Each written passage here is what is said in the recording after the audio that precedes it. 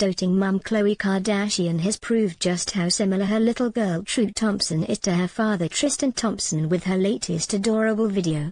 The Keeping Up with the Kardashians star, 33, took to Instagram to share some rare footage of her baby girl, who she welcomed with her NBA player boyfriend back in April.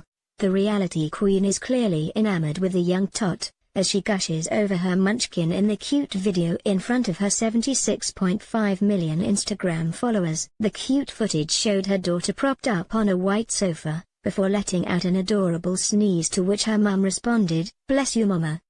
The new mother faced a difficult time recently, after her boyfriend Tristan was caught in a cheating scandal, while Khloe was preparing to give birth to their first child together.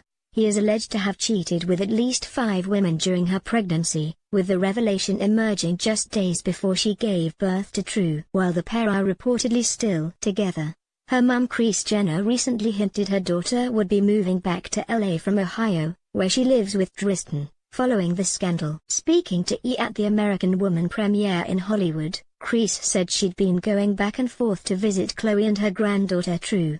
Kris, 62, said, "I FaceTime her every day, so that's a lot of fun."